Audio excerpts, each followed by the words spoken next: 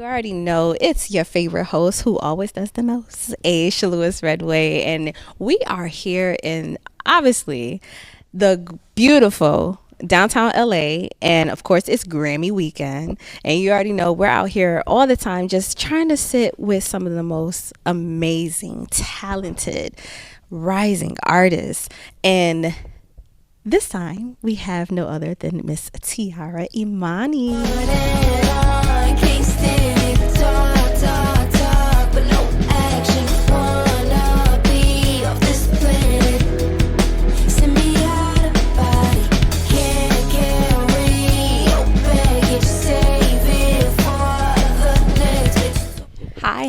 Hi. It is so nice to finally meet you and just connect with you all. Yeah, I'm excited to be here. Super excited. First of all, came across your music, Instagram, and then I just go on to Apple Music and I was like, I gotta hear more.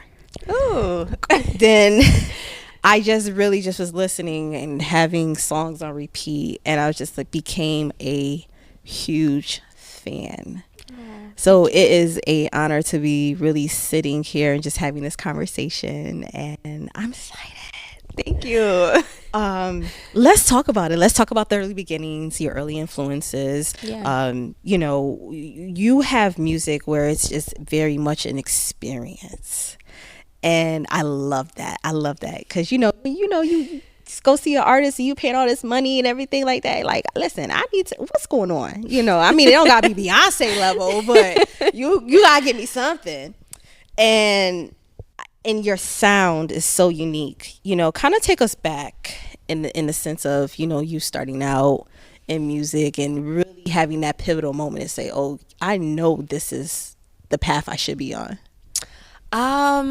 So I did not know when I was putting out my own music. I've definitely grown up like the nerdy theater kid and was into musicals, was into choir, the whole nine. But I kind of stopped doing music in college. I just had other focuses, was like, this isn't really a thing. And then I moved here. I kind of got to know a couple more artists and just learned more about the business. And when the quarantine came, it was like the perfect opportunity, the perfect storm, I guess, for me to just kind of sit with myself and figure out like, what is my intro project to the world going to be? So I had connected with my producer, and yeah, we did the project very fast, and it's just been having fun with it ever since, honestly. And amazing. And now originally you're from Virginia. Yeah. Now we already know because we had a couple of interviews with a couple of artists that are and songwriters that are from Virginia today. So VA. And I want you to kind of talk about like being an artist from the VA and how that shaped you and also encouraged you to actually make that move here to LA. Yeah.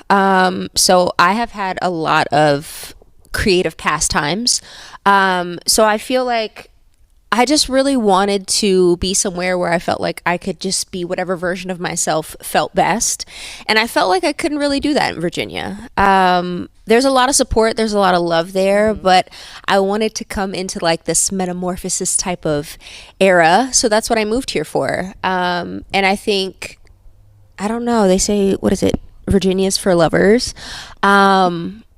I don't know. I think that's kind of carried me throughout my journey. I love that I'm not from here. I get to both experience LA and be something different than what's familiar here. So, yeah. I love that.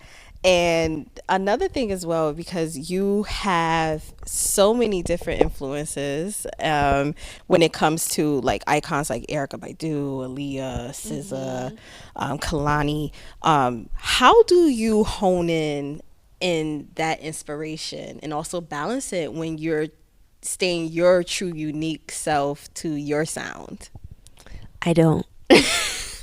So I genuinely don't. I think that is what kind of put me at a standstill.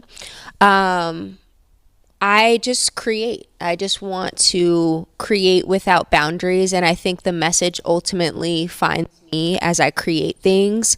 I create a lot from my moods and feelings and experiences experiences, and the people around me telling their stories too, and just interweaving that all into my music. And I think that requires me to just not put myself in a box starting out. So Love it. I love it. Listen. And so of course I have to ask, like, when you started in writing your own music, what was like the first album or genre of music, or within R&B, that you feel like I'm so in love? Like what album or what song made you just like fall in love with it? to be honest, I feel like I'm not too much stuck on songs as I am just lyrics. Lyrics are the biggest thing for me, and storytelling as a whole is just the biggest thing for me. And I think growing up, R&B has been the most passionate level of storytelling that I've heard. And so I feel like that's kind of the anchor or basis of everything that I do, is just having undertones of R&B. So And what was that? You remember the first album that just like the first that you could have listened to? I know you're not stuck on all the songs and everything, or what the lyrics. You know what's so funny is that it's not an R&B album, it's a rap album, and I got into a huge fight with my mom about it. Wow, what is it? It was Jay-Z the Black Album. Now y'all know I love me some Jay-Z. Look, I was not old enough to be listening to it for sure, but I was so obsessed with, It's the Black Album. you know, I thought he was so cool, and the way he just brought me into his world, and I felt like I was a part of it, even though I was way too young. I was obsessed, and I think understand. yeah, I took that plus being, you know, a sensitive person, and I'm like, that's where I meet in the middle for music. And the lyric is like how he really just flowed, and just like the swag that he had on that album. Well, every album, you know, I don't care what y'all say. Anyway, but yes, okay, I agree with you. Yeah, Like, yeah. I feel that. Let's get into your creative process. And the one thing that I really admire about your music is the depthness that you have in the writing, being vulnerable, and coming from a space where it's just like, okay, I can be confident, but I can, you know, I want this tenderness, and, you know, showing that. I admire that. How do you get to that point or that place where you're able to be open? And do you ever get scared where it's just like, I don't know if I should put this out, like this is too much? Yeah. I think getting there is a process, because initially you're just trying to get the feeling out. So I think, like a lot of other people, I just start with the melody, and I feel like those couple of words that you just pull out of the air kind of start shaping the message and the emotion. And I feel like even when I put out my first project, it was about me. It was me talking to me. So it felt very vulnerable from the start. And I think even now, when I'm making new music, it's just I'm meeting different versions of myself. And I'm just unafraid to be that person in that moment. So I'm just taking it on as like a role in a moment. It's fun. It's a character. So yeah, I'm learning to be not so afraid. And was there a time where you felt like you had to tell yourself, like, maybe this is too far for me, like, or a place where it's just like, no, I feel comfortable, I'm all right, like, let me just take a leap of faith? Yeah, so I actually feel like that with a song that I don't have out just yet. Okay. It is a very promiscuous song. Okay. And I don't make music like, or I haven't made music like that so far. I feel like there's been sprinkles of it here and there, but it's so funny because it's like my dad's favorite song. Like, he thinks it's so catchy.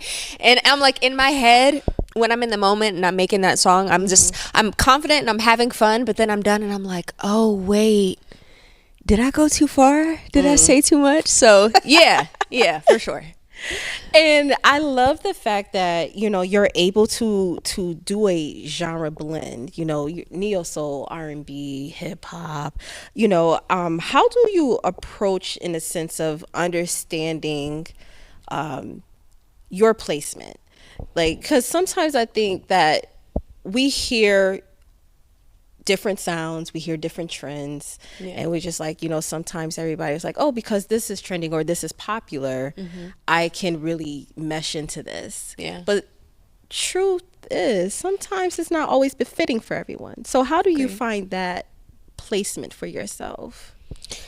I still think that I'm at tug of war with that, because I get inspired, but I think I'm learning to channel that inspiration into doing things like covers or writing my own verses over things, so that I have another musical outlet that I don't have to necessarily go and do something trendy in my music. And I think that's something I've been focusing on a lot recently, is just timelessness and what sounds like me versus like, okay, let me just catch this wave. Like if I catch one just having fun, fine. But ultimately, like you said, I just like to pull a little bit from everywhere and still give it that cohesiveness. Yes. Yeah. And as a songwriter, because obviously you wear multiple hats as you introduce yourself. Yeah. We all use music, or most of us use music as a healing factor, and just because it soothes the soul, right? Yes.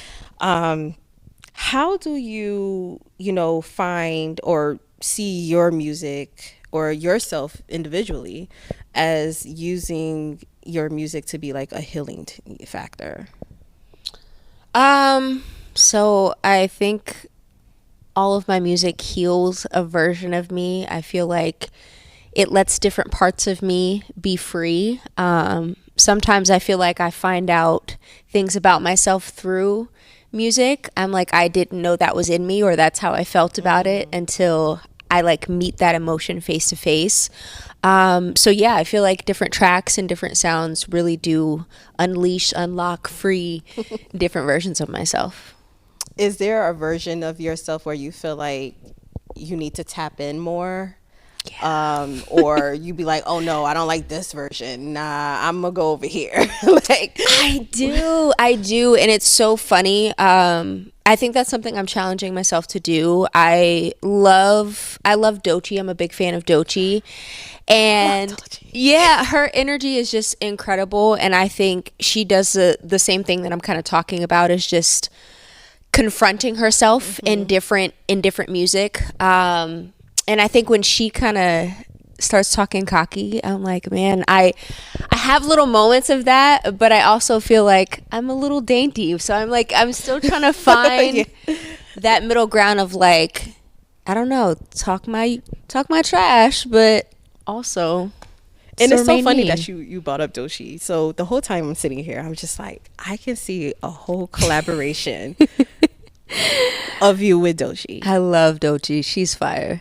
She is, and I love the way that she, like you said, it's the way that she has that confidence or that cockiness, but it's like a conversational piece between your personality. Yeah. Like she literally knows how to intertwine that, and I think that's amazing. And I really feel like that would be like, I can see that like some type of speaking it into yes, existence. look, we're gonna manifest this, okay? Speaking this here We're now. speaking it, all right. Yes. So we mark this day, okay? Period. In regards that you're going to be doing a collaboration with Doechii. Okay? Please, universe. All right, I feel you it, heard. and I am in agreement with it. Let's talk about some of your like the growth, as a artist as well. Now you have obviously been on editorials and playlists, and like Tidal, doing a lot of press in regards to you as your moment as an independent artist. Kind of talk about how important and how hard it can be as an indie artist, just trying to really just put your print, your mark on the industry. Yeah, it's not easy. It's so interesting to me because my first project, because of how it got supported by Apple Music, I had A&Rs in my DMs like, who are you signed to? Who is your manager? And I didn't know nothing.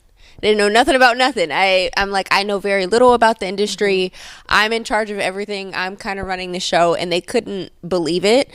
And I think even now when certain things happen, I'm still kind of in disbelief because when I put out my first EP, I didn't think anybody was going to listen. I didn't think anybody was going to listen. I didn't think anything was going to happen. I'm like, this is just going to be a for me thing. And I think because of some of the other amazing artists that I've met, they've been a great kind of mentor to me and teaching me how to not have their experience and have a better experience. So I'm grateful to each and every one of them. I think my management team, they are two people that they go above and beyond for me. They'll go to bat for me. And they're not afraid to ask. Like, if there's something that we want, they're going to be bold enough to ask for it, even if they're told no in the moment. And I think that's so important so that your artist can focus on the art part. So, Yes. yeah. And I think it's so amazing, you know, and the fact that you do even though you say like, well, I didn't know a lot or I don't know anything of it, but the fact that you're running the ship and you're just like, okay, I'm doing this, and clearly doing it well. Thank you. You know, so how do you keep yourself in the knowing, like when it comes to this business? Because clearly it changes like every month, every second, every minute. Yeah. I think it comes from so many different places, whether that's pulling inspiration and me watching how trends are forming in fashion or in visuals, or having conversation with my peers. I think, you know, I didn't really understand the importance of community until I got into music. I know it's kind of a cliche, but your network being your net worth is like it's a real thing. So that's huge for me. And then I don't know about y'all, but like I'm avid on TikTok. Like I'm always looking for information, experiences, stories, doing history research. Like I'm a nerd. So I like digging through archives of things, and yeah, I literally pull from everywhere, from people, experiences, just whatever's trending. And that's me. Like I'm like, you know what, I gotta look at this something, you know. So Google's my friend, TikTok's my friend.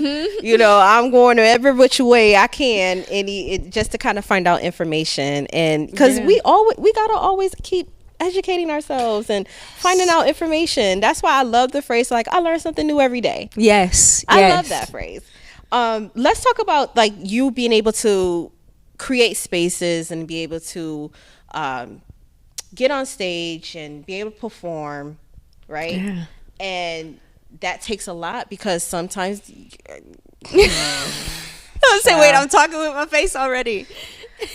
Now, how do you continue to create that space and be able to, it's definitely for your audience and your fans, and to be able to engage them, and really draw them into you? Because I've been saying throughout all of our interviews throughout today, there's nothing like a live experience. Yes. So I think I have a lot more shows coming up this year. Yes. So I think I have really challenged myself to think about, you know, what are my experiences that I have and I hold as core memories as far as music goes? What happened at those shows? What did it make me feel like? And I think when I think about that, it's definitely engaging with your audience in front of you. There's nothing like that face-to-face engagement. So I've been challenging myself to do that. And then just always remembering, like, I am the reason that they're here. I am the entertainment. I've got to give them a show. I got to give them something to talk about. And then also just remembering to like have fun with it. I know, you know, everything's serious and everything's supposed to go great, but I think some of the best moments are candid moments. Yes. Yeah. I love that. Yeah. And if you had to create the perfect performance, right? Whether it's, you know, you were thinking about themes or colors or other artists you want to pull on stage with you, like what is that? What does that look like to you? I think for me, again, that big part of it is having a fan base of, if they don't already know my songs, engaging them enough to where it's like they're shazamming right at the show, or they're learning it and they're passionate about the part that I gave them, or just bringing them up on stage and just sharing that moment with them. I think that would be ideal for me. I don't know. I think performing is also freedom. So I think just going up there and knowing that, like, me and all of my awkwardness, or like my bursts of energy, or like whatever I'm feeling for the day is enough. And that resonates in my fan base and in my music to where they will understand me and kind of ride the different waves of the show. So I don't love know. that. Just being able to be you, your fans, and just making it a personable experience. Yeah, Yes, I yeah. love it. I love it. So, speaking of just being on stage and performing, let's talk about the music, right, Okay. itself. Okay. So, obviously, your latest single is Out of Body. Yeah. I love it. It's just a mix Thank that I you. just feel like it's just a burst of energy fused with energy. Let's and this is featuring oh my lord, his name is Illa escaping. Orbis. Yes. Oh my Yeah. gosh. Yeah, How did I yeah. let the name skip me? Lord Jesus. So and like I said, it's full of energy. It has a mix of R&B, pop, alternative. Yeah. Kind of talk about how that song like just was inspiring for both of you. Yeah. To be able to collab on first and foremost, Right. and for you to be able to just to kind of show that side and to kind of just have fun with it, I guess, in the sense of it. Yes. Okay. So that song is like an ode to my younger alternative self. I used to be into the like vans and the etnies and have skate parties, and like I was very into that world, and I realized how much of that shaped, I guess, my music world too. So again, I felt like in making that, I'm like, I want to get rage out, but I want it to be in a very intentional way. So yeah, that was the first time that me and my producer have gotten on a song, and I convinced him to like do the background vocals and do the small part for me. So that was fun. I actually wrote his part for him, so that was so fun to like hear him bring that to life. And I don't know, I love it. I think that a lot of my next chapter is centered around exploring sounds like that. And then too, if I'm being honest, I think things like that are influenced by Beyonce. She's very so intentional with the fact that she lets it be known that all different genres are black music. Yes. And I don't want to shy away from that just because it doesn't fit into a certain box. So yeah, that's how Out of Body came about. I love that because, like I said, I really love this single because it just has a fusion. And I think that sometimes, like you said, like, we get so trapped in, well, it's rock here, or it's just R&B here, or it's just pop here. And I was like, you can blend this, and you did it very well, Thank you. very, very well. What would you say was the most, not difficult or, well, yeah. What was the most difficult about this version of this song for you? Because based on other projects that I've listened, it's the very much settled vibe R&B. Like what was the most difficult part that you had to do to order create this? Oh man, it immediately comes to mind because I started thinking about just layering my vocals. And if you go back and listen during the chorus, especially, there are parts of it where I'm just like, and I'm out of body, and I'm having to like yell. I'm really like yelling, and it felt so silly to do to me. Again, that was just like a character I had to unlock and realize that like, okay, this is a style of singing. This is very intentional. So that was kind of awkward for me. But I think it also challenged me to do something different. So yeah. I love it. I love it. Oh my goodness. And then another thing as well. So of course, I always like to play on the titles. So obviously, this song, song is titled "Out of Body." What was like you feel like the most out of body experience that you could have had? An out of body experience. I feel like, okay, Man, shout out to my friend Sean. Rest in peace, Sean. But we went jet skiing, and I can swim. Okay, for the record, I can swim. And I don't know. We went jet skiing. He's like, "You drive." I did not want to drive, so I get in the front of the jet ski. I start driving, and we're just out of sync. And we go into the water, and I didn't know how much of like a shell shock it was going to be for me to hit that water, and the fact that I was going to have to pull myself back up onto this jet ski. I just started panicking, and I feel like mentally I just like I was out of body. Yeah. It took for my friend. It was so weird. My first instinct was to take off my life vest, and my friend is like, "What are you doing?" And I'm like, "I'm so sorry. I didn't even realize, like what I'm doing." So that's like the first thing that comes to mind for me. That's scary. Yeah, it was scary. It was scary. Oh my goodness. But listen, I think that I what I got from this song as well, when I was thinking, like, for me, it was just like, a moment in time. And I feel like it was just like, okay, I can think about like, okay, a relationship or, something like that was just feeling like, well, I just got to be different, or just kind of, I don't know, just be in a different place or a different moment or something like that. Yes. Yeah. So I was just like, okay, this is amazing. So I love music that can get you kind of processing, like, in a sense of that. You're doing your thing, girl. Thank you. That's exactly what it was about. So I'm glad it resonated. First of all, thank you so much just for accepting the invitation to be able to come and sit down with us. This is what it's all about, just kind of, getting the backstory and really understanding you more and your creative and, all the hats, the many hats that you wear, right? I want to get into these visuals. Ooh. So the one thing that I love about your visuals is how somatic they are and how it just gives. And I think this is also why I kind of feel like you and Doechii would definitely have this amazing chemistry to be able to do visuals as well. Kind of talk about how, like, because with the storytelling, obviously we do hear it through the music, right? Yeah. What is the ideal process for you to really make sure that the words transcend to the audience when they're seeing it in action? So I'm huge on visuals, not just even in my music, but just I feel like that's how I grasp and really process things, is with visuals. And I don't know, I think for me, the ideal situation is for me to be very hands-on. Mm-hmm. My visuals are just an extension of my world. Mm-hmm. And I try to paint my world as much as I can within my budget. I love that. Yes.